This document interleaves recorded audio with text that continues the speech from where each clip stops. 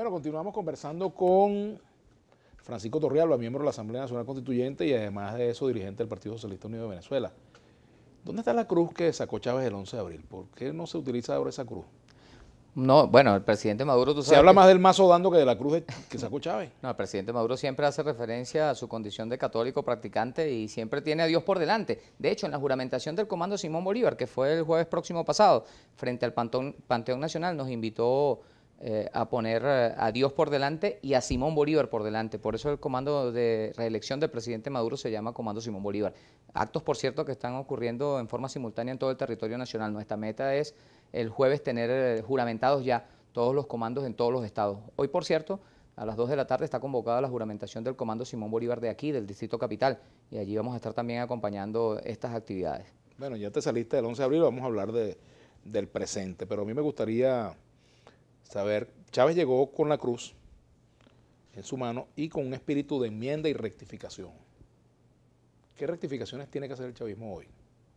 Bueno, están planteadas siempre, o el gobierno. Están planteadas siempre rectificaciones. Nosotros mantenemos un debate intenso siempre a lo interno, ¿no? Somos muy rudos en los debates internos, pero siempre leales en la acción. Luego que se toma una determinación, el Partido Socialista Unido de Venezuela y en términos generales, la dirigencia de la revolución actúa en forma coordinada y de acuerdo a lo que se decide. Entonces, rectificaciones siempre hay, Vladimir, y el presidente Maduro ha hablado con claridad, por cierto, para esta campaña de lo que tiene que ver con la gran esperanza que tenemos todos los venezolanos y venezolanas, que es la victoria económica.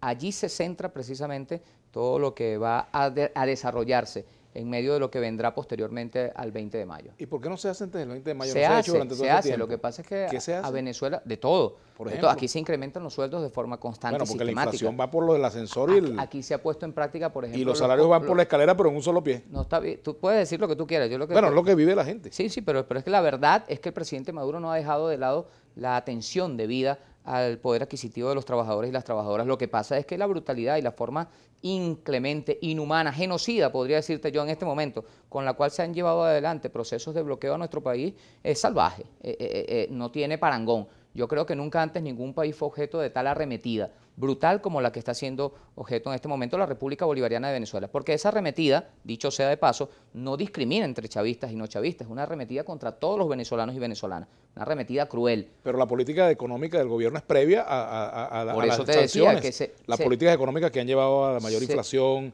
que han llevado al desabastecimiento, al cierre de empresas. Se vive implementando medidas de forma constante y de forma sistemática. Por una parte, para atender las necesidades que han surgido que por producto del bloqueo genocida que se lleva adelante contra la República Bolivariana de Venezuela, al pueblo llano, por vía de los comités locales de abastecimiento y producción, por ejemplo.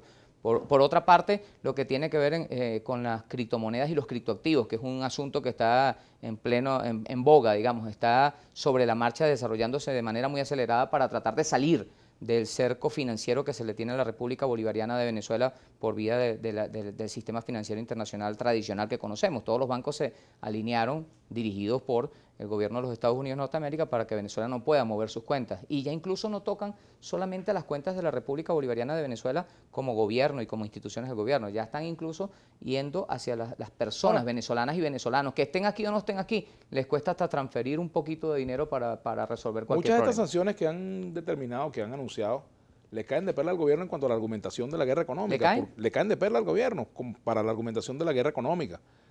Yo estoy seguro que nosotros preferiríamos que aquí no hubiera ningún tipo de sanción. Previo a todas esas sanciones ya había una situación que se visoraba bastante difícil. El año 2016 no había sanciones. Por eso te digo, el salario se venía deteriorando. Mira, comenzó el problema del desabastecimiento, el bachaqueo. Claro, etcétera. Porque es que aquí no ha habido otra cosa que no sea una agudización o intento de agudización por vía de las sanciones genocidas de la crisis. Es decir, el presidente Maduro y el equipo de gobierno ha venido trabajando incansablemente, pero se hace una cosa y ellos hacen otra, se hace una cosa y ellos hacen otra. Ellos me refiero a los que atacan la moneda, por ejemplo, que ya incluso ni siquiera los marcadores criminales que existían han resultado suficientes, han surgido nuevos marcadores todavía más criminales y más crueles porque intentan llevar a la moneda prácticamente a la desaparición definitiva. ¿Y no será que el modelo económico es inviable? Pero es que me refiero a un modelo con el control de cambio, controles permanentes en cuanto a la producción, controles de la distribución etcétera, etcétera. Imagínate ahora si no existieran ese tipo de controles. ¿En qué situación estaríamos si nada más nos habríamos quedado en manos del Banco Mundial o del Fondo Monetario Internacional? O como víctimas exclusivas de las políticas neoliberales que, por cierto, plantea uno de los candidatos de la derecha, restituir en Venezuela. Y pagando la deuda externa por encima de la deuda social. ¿O es mentira que se ha pagado más la deuda externa que la deuda social? Bueno, saca la cuenta con el presupuesto nacional. Más del 74% del presupuesto nacional está destinado a la inversión social. Entonces, eso no ocurre en ningún otro país. Yo no quiero negar que haya grandes dificultades porque son evidentes. Bueno, y saca la cuenta de los pagos de deuda. Bueno, pero es que Venezuela nunca ha dejado de cumplir y nunca se ha planteado incumplir. ¿Y no será que nos endeudamos irresponsablemente también en un país como el que tenemos? Que acaso ¿No crees eso, Francisco? Dejar de pagar la deuda podría ayudarnos a salir de la situación en la que nos encontramos? Si no hubiéramos tenido un endeudamiento, es una trampa que está montada para declarar precisamente el default y terminar de, bueno, si no hubiéramos tenido un endeudamiento quizás irresponsable, no habríamos llegado a esto. Pero es que no ha habido ningún endeudamiento irresponsable. Irresponsable ha sido la conducta de los dirigentes de derecha que se han ido a pedir de rodillas a Estados Unidos que nos bloqueen la finanza. Si no estuviéramos bloqueados, nosotros tendríamos aquí acceso a bienes de consumo masivo y de primera necesidad que hoy simplemente no podemos comprar. Medicinas, por ejemplo, no podemos comprar. ¿Tú has sacado la cuenta de cuánto ingresó Venezuela en petrodólares, por ejemplo? ¿Cuánto ingresó todo este tiempo? Es una cuenta grandísima, es una cuenta importante con la cual Y no hay derecho a que con ese dinero ya los venezolanos viviéramos mejor. Si no estuviéramos bajo un ataque tan cruel y salvaje. Durante todos estos años eso ha sido así. Durante todos estos años. Hoy se expresa por vía del bloqueo genocida, pero antes se expresaba por vía del acaparamiento, antes por vía de la inflación criminal, que también es inducida, también por vía de la especulación. Apareció el bachaquerismo. Bueno, nosotros hemos sido un pueblo tan heroico que hemos sido capaces de sobrevivir a paros petroleros, a golpes de Estado, a guarimbas, a bachaqueo, ahora a páginas criminales que han intentado destruir nuestro signo monetario, al bloqueo internacional genocida que ahora se cierra sobre Venezuela. La corrupción también la hemos sobrevivido, pero la corrupción es un mal que está atacando permanentemente el gobierno. Si no, fíjate en las actuaciones, por ejemplo, que ha venido haciendo el fiscal general de la República. Sin embargo, cuando la Asamblea Nacional que no se hacían cuando estaba la fiscal anterior, por cierto, que se dedicaba únicamente a extorsionar. La propia bancada del PSUV en la Asamblea Nacional negó unas investigaciones que la oposición propuso para PDVSA. El PSUV siempre ha estado abierto a que se haga todo tipo de investigaciones. En ese momento no quisieron abrirla. Y el principal enemigo de la corrupción en este país se llama Nicolás Maduro Moros, que ha sido severo contra toda persona que, vestida de rojo o no, siendo parte del gobierno, ha cometido alguna irregularidad. El presidente Maduro ha pedido directamente al fiscal general de la República, en público, en reiteradas oportunidades, que se castigue severamente a la corrupción, como un mal que nosotros tenemos que derrotar.